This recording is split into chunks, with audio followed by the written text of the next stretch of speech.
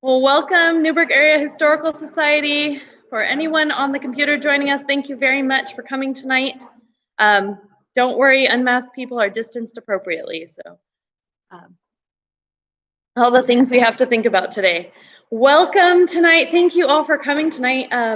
We are starting off our new board year, and so we've got some exciting announcements. Last week, we voted in our 2 new board members, Ms. Anna Deneze and Gary Linhart. And the board met this last week and discussed our plans for the next year and roles and all of those things. And I'm still up here talking. So somehow I'm still the president. So Rachel Thomas, still the president. Vice president now is Gary Linhart. Secretary is Britta Stewart. Treasurer Anna Deneze, and Josh Duder, who is joining us online, is our member at large, which means he does anything we ask him to, right? That's the goal. So we've come up with some great plans for this next year. We're really excited to see what we can get done. And the biggest thing we're going to make sure we do is 4 more signs. We've already committed to it, and we actually have finances for it already. We have the money, so we need to go ahead and do them. We're working with business owners, and I shared last month that the signs are going to be different. We're not going to be doing podiums in the sidewalk anymore. We're going to be doing signs on buildings now. The goal is that there will be less vandalism. The cost is actually significantly lower to do it that way as well.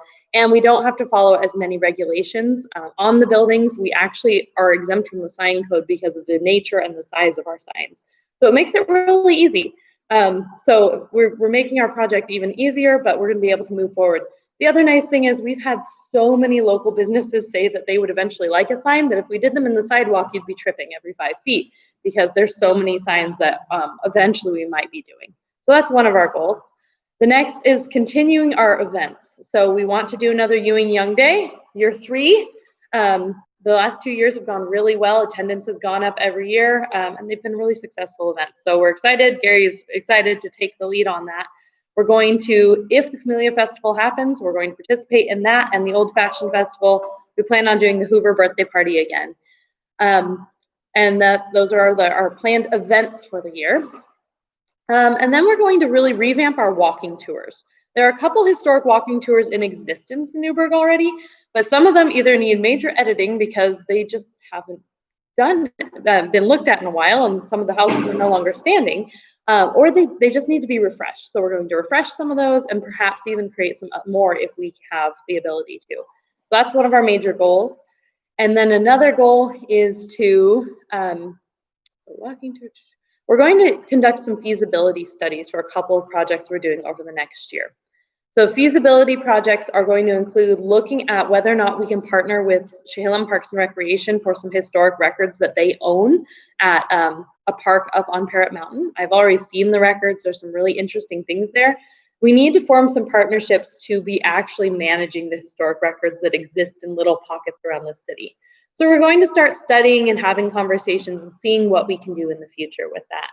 The other feasibility study we're going to do is to look at the breezeway between the parking lot on 2nd Street and 1st Street, between Critter Cabana and the music store, because it could use a refresh, and we would love to get in there and start doing some historic displays in that breezeway. So we're going to kind of come up with some plans and ideas and present them to the owner, which we believe is Brian Francis, and start having conversations, see if we can do something unique in that area. That's a lot of big goals. So another one of our goals is to actually step back from these monthly meetings a little bit. We're still going to do them, but we're going to bring them back to quarterly. And the reasoning behind this is if we're doing quarterly, we can make sure we're investing in bringing quality speakers here, really finding good people to come, and making sure we're doing a lot of good marketing, and we can make it a bigger event, more people. And we're not spending a lot of time and energy every month finding a speaker to come in and talk and preparing all the things that go into these evenings. We'll see how that goes, and that's not going to start until 2021. So we'll still have this meeting. We're still going to meet in November this year. But in 2021, you'll see our schedule will change. If you look at our website, you'll see everything past November is off the calendar now, as the board will discuss when and what events we're going to hold in the new year. So they'll be a little less frequent, but we think we can make them better events by doing that. If you have concerns about that, please talk to me or any of the board members. I know that's a big change because this has been one of the things we've done since the Historical Society was founded 10 years ago. So if there are major concerns, we want to hear them. We think this is a wise decision and a good direction to head in. So those are our major plans for the next year. We're excited about them and we want to get as many members involved as possible. As you saw last month, we have revamped the website again as well. And we now have online memberships, payments set up, and all of those things to make it easier for people to be participants in the Historical Society. And we're already seeing memberships come in from people we didn't even know were interested because of that online system, which is really neat. So we have big goals and plans for this next year. We don't have a treasurer's report for you tonight because we switched over treasurer about 4 days ago, and she doesn't have a report yet, and that's okay. We will send out more information. The only change is we have spent $18 on our board retreat, and we had, I think, 3 new memberships come in. So we're going to see about, let's see, that'll bring us to about $40 more than last month, approximately. So there's my approximate treasurer numbers that you'll get better next month. Yeah, that's about where we are. Are there any questions or other business?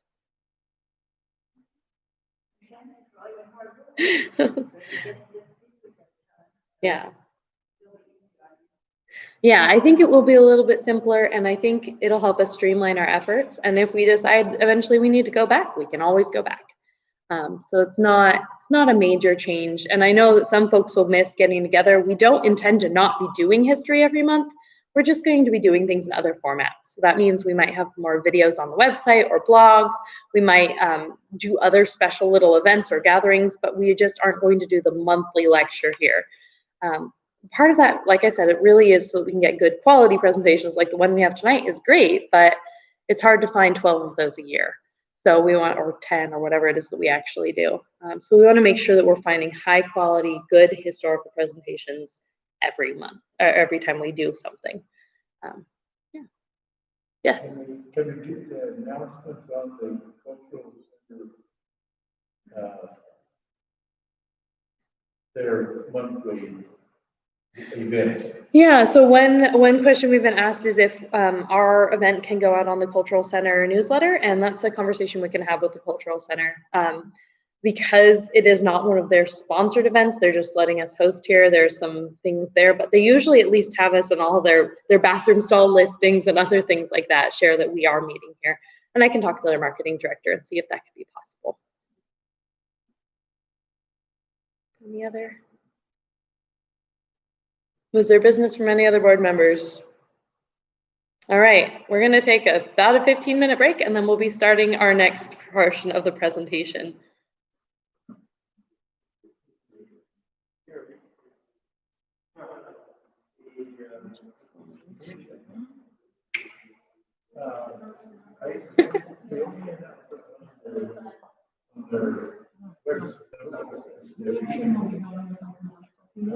When you're beautiful. Yeah. Yep. And I will. I know that's annoying, but. And I will need that.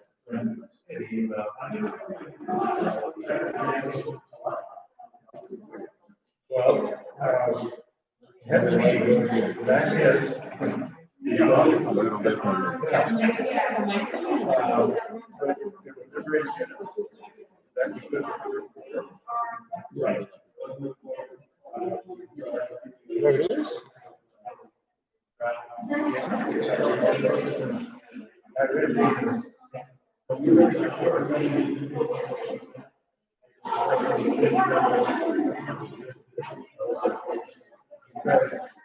Hi, Josh.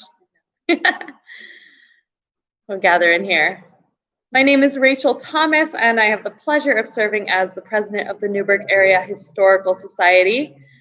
Tonight, we get to welcome Josh and Roxy Thomas of Glen's Gizmos to share a little bit about the history of Glen's Gizmos and about their current business and practices. We're really excited to hear from them tonight. If you're interested in learning more about the Newberg Area Historical Society, check out our website at newbergareahistoricalsociety.com. We're always excited to share local history with you. Thanks. All right.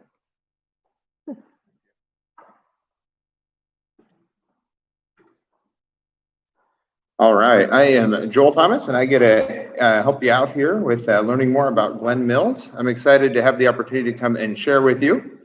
And so I'm going to share some about Glen's life and the history that I do know about Newberg. My parents, Carol and Clyde, know a lot more than I do about that, even because they've been going through a lot of the papers and other things. In the room here on that side, there's a bunch of items that are more historical, history-related things from the family over there and from Glen's career, if you want to check those out later. There's also a whole stack of newspapers that I haven't gone all the way through that have stuff related to his family and to him. And then in the back here, there's a lot of puzzles and other items, which we'll talk about as we get going, so that'll be good. To help me get the dates right on for Glen's life, I'm going to go ahead and read this. Because it's well written. This was a piece of what was read at his memorial service last year, written by Ken Vandenhoeken. So it helps line out the dates and a lot of the information that I will otherwise get mixed up potentially on. So that'll be good. Glen was born March 3rd, 1927 to Dennis Mills and Halcyon Wiley Mills in Springbrook, Oregon, which in those days was separate from adjacent Newberg, with its own school, general store, and railroad station. Glen and his older brother, Lauren, grew up roaming the hills nearby creeks near the family's Springbrook farm. As with many families of that period, he helped with planting and harvesting garden produce that provided food for preservation and the family table. Orchards and livestock likewise made for canned goods and fresh meat. Excess crops were harvested and sold locally. Glen attended Springbrook Grade School, purposely flunked the first grade so that he would be in the same class as his comrade in mischief, his cousin Alvin Mills. Following grade school, he moved to Newberg Junior High and then graduated from Newberg High School, graduating in 1946. Born into a Quaker family, it was a natural step to attend Pacific College, which is now George Fox University. Then, as Glen puts it, his education was interrupted by a 2-year non-combatant stint in the U.S. Army Medical Corps. Following basic training, he was shipped to Texas, where his MO was repairing medical equipment. So he was sharpening and repairing medical tools. When his father died in a farming accident, he was granted a hardship discharge in January 1951 so he could maintain the family farm. After he returned to the farm in Newberg, he also secured a full-time job in Portland repairing medical equipment. Back then, Pacific didn't have a serve day like George Fox does now, but classes were suspended for a day so students could help the local farmers with their harvests.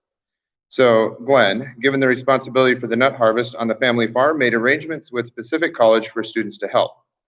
When he arrived at Pacific College in the old farm truck, the load of students overflowed the back, and 2 students, one of which was Ruth Harris, jumped into the cab, and the rest is history.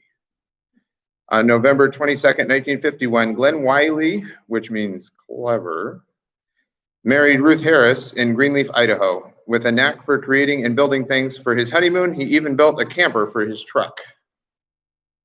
Together, while rearing their 3 children, Joyce, Charles, and Mark, they worked the Springbrook farm into what is known today as the Mills Organic Farm. Through the years, they grew apples, prunes, kiwis, table grapes, filberts, figs, walnuts, persimmons, and honey, among other things. Because of Glen's inquisitive nature, his wife and family endured sharing the dining and living room with a 7-foot boa constrictor named Honey Buns, scores of white rats, and a 2-foot iguana, silkworms, and a beehive. Throughout the harvest season of the 1990s and into the early 2000s, Glen would arrive at Sherwood Community Friends Church on Sunday mornings with lugs of fresh prunes and a bit later dried prunes and kiwi. To this day, Glen's dried prunes were the best Ken had ever eaten. Keep in mind, all the produce is 100% organic and always tasty. Glen was before his time on that. He was really careful not to use a lot of chemicals in what he did. Throughout his life, Glen delighted in showing visitors around the farm, barns, game storage room, where all the puzzles were stored.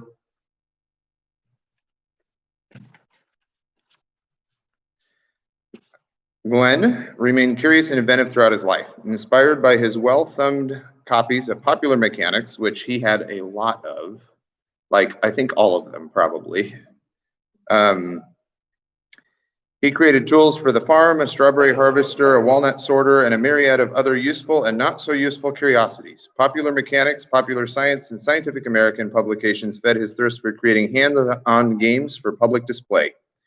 For 29 years, from 1961 to 1990, Glen designed and built interactive exhibits for OMSI, the Oregon Museum of Science and Industry, while also maintaining the farm. Following his retirement from OMSI, he continued to build exhibits for various museums, schools, and other institutions. He challenged people of all ages to think outside the box with his portable science exhibits. A teacher at heart, he patiently taught scores of folks how to achieve success in solving seemingly impossible puzzles. Glen was known to be generous, inquisitive, cheerful, stubborn, a teaser, funny, deep thinker, kind, thoughtful, great teacher, elusive, and caring. And I like to describe him as having a really contagious curiosity, which he definitely shared with other people. So Glen just had a curiosity about life, which is one of the things that you see come out in a lot of the exhibits. And in Oregon, he had a pretty big impact on science education in Oregon through OMSI. While he was there, 29 years is quite a while to be connected to an organization like OMSI. And he started out building exhibits for OMSI when OMSI was up by the zoo, where the Children's Museum currently is. And the year he retired was about the year that it moved down to the waterfront where it is now. And so when it was up by the zoo, a lot of the exhibits, he had a hand in a lot of the exhibits and the exhibit hall space up there. And so it's kind of a fun thing that right here from Newberg, we had the person who was kind of the center of that activity and action and hands-on education movement through OMSI, which is a neat thing to be able to share. You probably have seen exhibits like these lots of different places. Glen would always bring his to the Newberg Old Fashioned Festival in Memorial Park, and we still bring those each year that runs. We've been bringing those there still.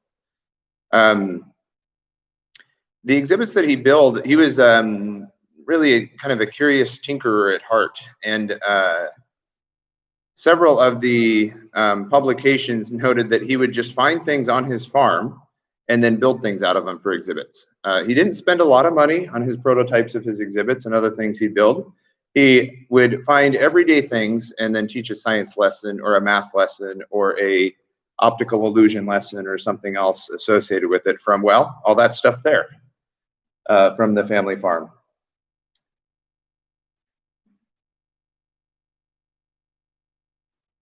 And so what we're still finding on the farm is a lot of that sort of stuff. But when Glen passed, he passed a little over a year ago now in 2019, spring of 2019, January 12th, actually, right there. And so when he passed, our family actually purchased the farm. Prior to that, my wife and I had begun traveling with these exhibits again. Because when Glen would build an exhibit for OMSI or somewhere else, he'd build them for Hatfield Science Center, he'd build them for OMSI, he built a lot for Gilbert House, the Children's Museum in Salem, and he'd ship exhibits all over the world. And so a lot of the ones that are these, what he would call gizmo boards, which are these wooden puzzle boards, a lot of those designs are his design where he'd find something else and then adjust it so it would fit within that puzzle structure that he used. And whenever he'd build one for somewhere else, he'd build one and store it in his own home as well, or he'd keep the prototypes to them. So sometimes he'd build a second, sometimes he'd keep the original prototypes. So on the farm there, he had somewhere between probably 300 and 400 exhibits on the farm. And of those, probably about half of them are functional and half of them aren't. It's not clear to me how many ever were functional or not on some of those, because he would experiment with things that he would be pretty sure wouldn't work, but his curiosity, I think, would drive him to try it anyway, to know if it would or not for sure. And you can see that in at least one of these puzzles. There's one here that is an impossible set of rooms. It's on that end over there where you have to pass a rope through a set of rooms through little doorway, keyhole doorway things. And it actually is impossible as far as I know. So he would actually make puzzles intentionally and say that they're impossible for people still to try to solve them. And people will, even though they read it, because it's fun to try. Just to make sure. From when he retired, there's a few things over there which are kind of fun to look through. He's got a caricature and some other items over there from his retirement from OMSI. He was promoted to being more in charge of exhibit stuff at OMSI when the previous exhibit hall director person didn't survive a skydiving accident, from what I understand. And so that promoted him to being more in charge of building a lot of those exhibits that we were familiar with. Over there, there's also a little model of his office. So one of the things that OMSI gave him when he retired was a model of his office. And as you'll see, it wasn't messy, but there was a lot going on all the time in that little model. And from what I understand, it's pretty accurate to how it actually looked, which is fun to look through. There's also over there pictures from the farm, because farming was a big part of his life and of this community. And then there's a book over there with a lot of pictures of all the puzzles and exhibits that he made over the years. And so if you want to thumb through those, you're more than welcome to do that anytime. Yeah. So I think one of the things that I really like about Glen Mills, along with just his inventions and inventiveness, he was really, oh, that's a fun thing. That is, let's see if it'll let me go back. That is a viewer, and he was trying to make it so long that you can see the stars during the daytime. And he made it out of the back end of a pickup truck or a car, balance it all. But one of the things I really loved about Glen, along with his contagious curiosity, was he was a really generous person. And so I think he probably had a substantial impact on the community in that way, where he was generous with his time and resources. And he often would think of other people. It's pretty obvious when we're looking through things that he did. There you go. Okay. Anything else? Take some questions. We'll see if I can answer them. If not, I got several people in here who knew Glen too. So, yeah, in the back, Vern. Oh, okay. So what we're doing with the farm.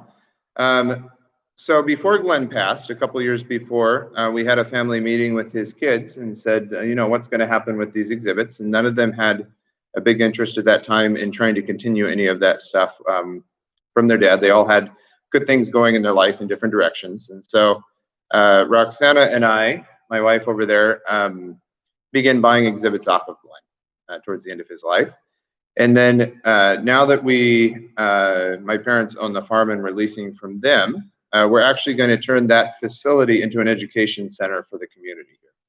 And so that's what we're working towards doing. And we've made substantial progress in. So over the next several years, we'll continue that direction to make an education center for everyone in the community. And we'll, in all likelihood, we'll work some with private and public schools in the community, as well as homeschoolers. And so it'll be a good mix of people coming through, hopefully.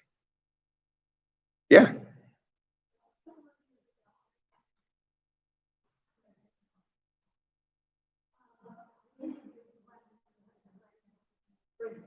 Mm-hmm.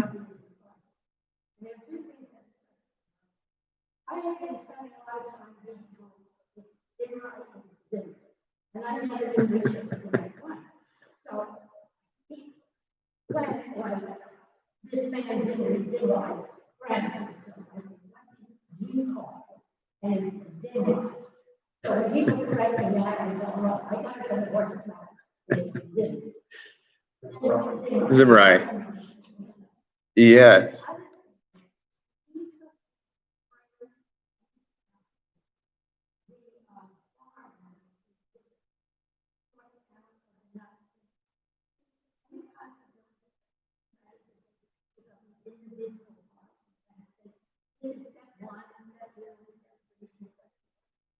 Yeah, we could do that, and we still have those there. We'll eventually move some of those out or try to find buyers for some of those items, but we could definitely get some pictures or maybe even a video or something of some of those items working.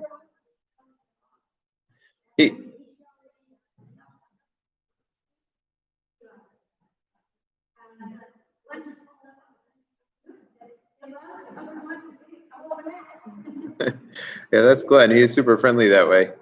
Glen had designed a lot of the sorting and net drying equipment that he had on his property. A lot of it was home built or modified to work better by him. And so that stuff is still on the property, which is a fun thing for now. Eventually, we're going to find buyers for some of that stuff or find a way to move it at least out of the center of rooms. But it would be fun to be able to take pictures and video of some of that stuff for sure. Yeah. And as far as Zimri goes, I tell you what, I think it must be the whole Mills family will correct you on that, actually. Because I've had it from several different ones now that it's Zimri, not Zimri, when pronouncing the drive there that's named after their relative. Yeah.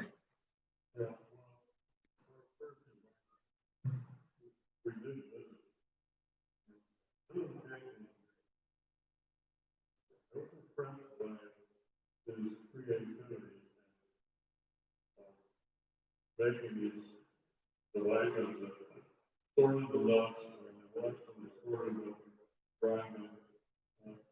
He's just incredibly creative, making things that work, and they don't look like that, but they function very well. Mm-hmm. Yeah, and he'd use whatever parts he had laying around from some completely unrelated thing often and fashion it into a very functional new tool. Yeah. Yeah. So these are from his time at ONSI. This is a newspaper clipping. Probably the originals are over there in a stack, I'm guessing. We'll let it jump up to the next one here. That one I explained is a telescope-like device to see stars during the day. Glenn had heard a rumor that you could see stars from the bottom of a well when you're digging a well during daylight because the ambient light is reduced so much at the bottom of the well. And so he set out to build a device that could do that for him. So he welded all those barrels together to do that, and then he perfectly balanced it there on a vehicle axle and was working that direction. He didn't get it to work. I think he probably didn't get it long enough. But if he'd had more time, he might have eventually made it, I think. This is the part of a car. This is like the transfer case or whatever in a car that, what's the right word for that? Yeah, the differential in a vehicle, which is a fun thing to get to look at, how those differential gears work together. And he's got a few of those around. He liked to take stuff like that and cut it open, the same way that there's a set of gears back here from the steering on a vehicle that you can take a look at. Let's see, what was the middle one? Those are silkworms. So he kept bees and honeybees. In fact, so these silkworms there, Glenn kept silkworms for a good portion of his life. He always called them his livestock. And so he would keep those around and share them with anyone who came. And he grew mulberry trees so that he could get the leaves to be able to grow the silkworms, because I think he just really enjoyed having them around and sharing them with people. And then this is a picture from the farm there. The bees he kept around, and he found lots of very creative uses for honey. In fact, we've found honey now all over that property. We found honey in the kitchen cabinets where you'd expect it to be, a whole lot of it there. We found it out in the food processing areas. I'm not sure what he was using it for out there, but he must have had some purpose. And then we find it in different medicine cabinets. So you got to be kind of selective about which honeys you want to keep around or not, I think. But he often would talk about this snake that he had, which he called honey buns, which had suffered some sores and stuff on her body at one point. And with reptiles, once they get infected, they don't make it. They don't have an immune system that really defends them very well. And so this particular snake, he decided, instead of treating it with, a silver cream or something else to try to stop the infection or a lot of antibiotics, he put honey on it every day, a couple times a day, is from what I understand. And eventually that snake recovered fully. And so he named it Honey Buns because of that. And there's a lot of all the things, the relatives and other people that we meet of Glenn, or the nieces and nephews who have memories of him, almost all of them remember that snake. So it must have been a pretty fantastic snake as a pet. All right, this is Springbrook School. This is the class there at Springbrook. We think, let's see, correct me if I'm wrong, Mom, but we were thinking Glenn is this one here. The bottom left is our best guess on that. There's his elementary school diploma. This is a class reunion for Ruth, here, his wife here at George Fox.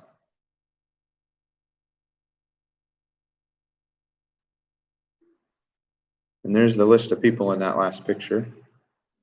Though a lot of those you may recognize because some of them are still in the Newberg area now, or are back in the Newberg area in some cases.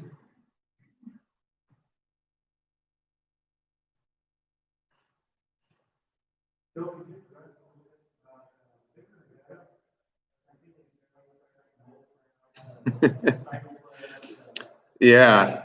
So his creativity and trying to find ways to make equipment that worked better also applied to his ways he was attempting to control pests using organic pest control. And sometimes he was very creative in his method for that. So he had a lifelong battle, as far as I can tell, with moles and gophers. Let's see if I can get this to stop there for a second.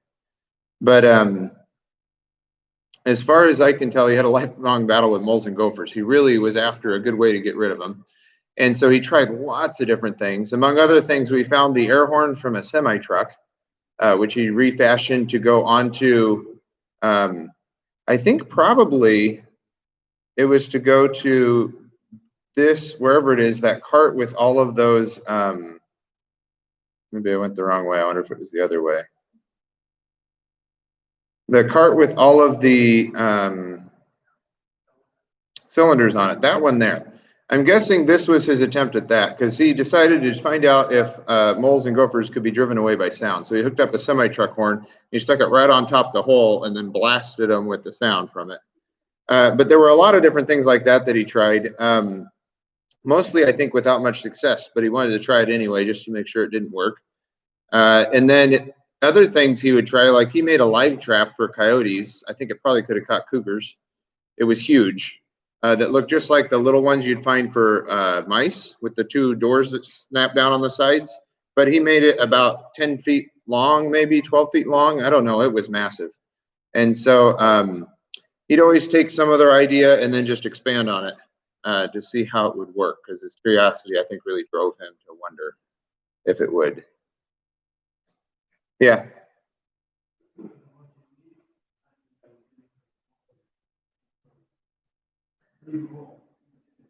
That's right. He had a sign. We still have that sign that he put up that said, "Free moles, you dig." And he had quite a sense of humor. I was going to show you some of those just along the side. He had things like this all over that property. Like this one on the left, because of course, when he was alive there and doing these things, spotted owls were a big thing in Oregon. There was a lot of news about them at the time. And so he had a spotted owl nest box, where he had an owl nest box that he spotted. And he had a pair of spotted dowels next to it. He also had an ecologically safe, doesn't pollute, and spares old growth chainsaw right here on the left with the chain on it, which I don't know if it'll let me zoom in there, but it is just a standard chain. He also really liked mason bees, so he was doing a lot with mason bees towards the end of his life and exploring things with them. So,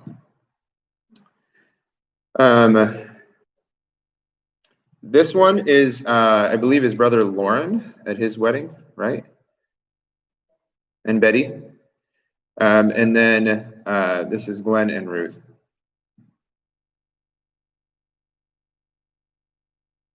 And this is Glenn's parents, Dennis and Halcyon.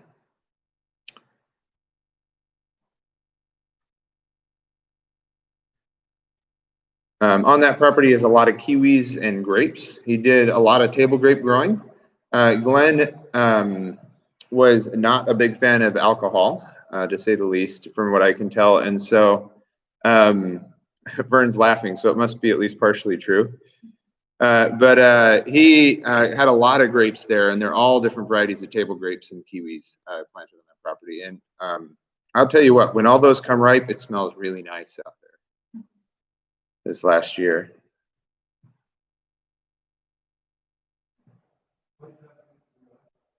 This one? This is looking at their family farm from the backside down. So this here is the dryer building, the nut dryer that you referenced with all the equipment in it. And then there's the house over here, and there's these over here are the grapes and kiwis. They'd be planted over here. He now has a pond that's been put in this space here in place of these three little pond things. There's now a slightly larger spot here. And then this little building here is the oldest one on the property. As far as we can tell, it's a little shed that got drugged down the hill from somewhere else at some point. So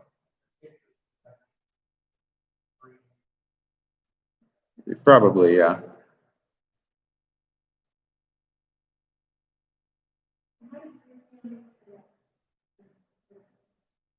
So Mom and Dad knew of Glenn. They'd done stuff with him before, I think a little bit here and there. I met Glenn when I was in college. I was an LEd major at George Fox, and Margie Macy, who is Glenn's cousin, introduced me to Glenn. She drove me out there and said, "I got this person you got to meet. I think you two have a lot of shared interests," which was true. And so she drove me out and introduced us at the time. And that was 15 years ago or something now, 10, 15 years ago.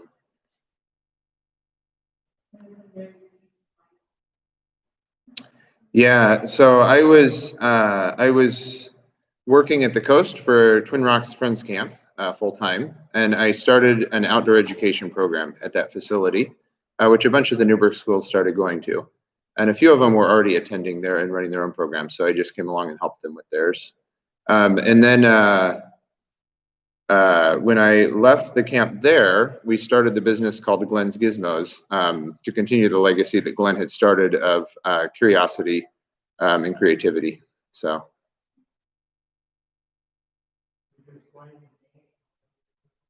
Yeah, sure. So Glenn called it, when he was running a business selling exhibits, he called it hands-on gizmos.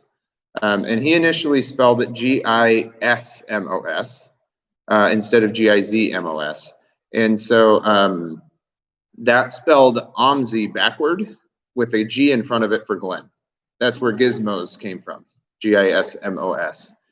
And when we started our business and then took on a bunch of those projects that he had started and began working that direction, we changed it to have a Z in it. We'll keep the history of it, but we changed it to have a Z in it because it has more Google hits as a business. That'll make us more successful was what we decided. But we're definitely keeping the history piece of that there because it's a fun piece.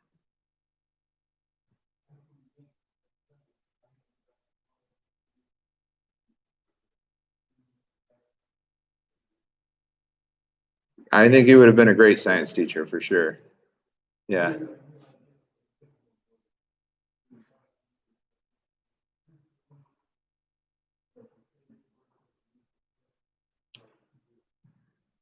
Yeah, especially in the latter ones that Glenn started developing, he started developing gizmo boards that had multiple solutions to them so that if a kid left one solution, there was another one to be solved so that he never had to reset the boards. Because a lot of the earlier ones, he would have to go through and reset them. So if you look at these, a lot of these back here have multiple things you have to do. So you have to unsolve it to solve another piece of it and then back and forth. Yeah.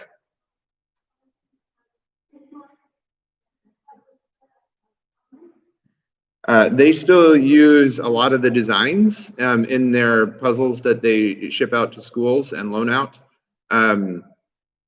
Most of the ones he made, probably the original ones he made, probably aren't there because they wouldn't survive that long with the kind of use that they would be getting. The idea is still there. So when you see this style of puzzle design, a lot of that was pioneered by Glenn, and he helped OMSI come up with that and then work that direction for this style of board that's a puzzle. He designed them to be incredibly transportable. He really wanted to see them in every school. So every school would have a set of them and then they could rotate them between schools over time. That was one of his goals. That didn't turn out that way, but that was one of his goals.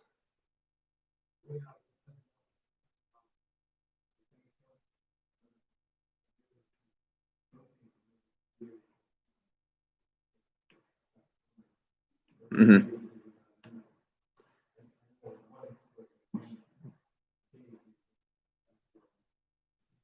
Yeah, I changed them a couple times when I was there. It's true. Tillicum and Twin Rocks both have a set of gizmo boards that they are rotating back and forth when they can. Yeah. That they have a set as well. Mhm.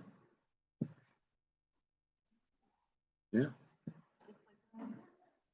Okay, well, feel free to check stuff out before you leave if you want to. There's a whole lot more out there than what I shared with you, so.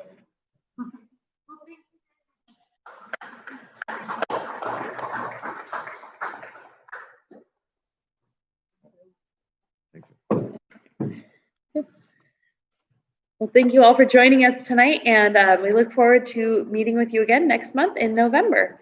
So take care. Bye. And it's off.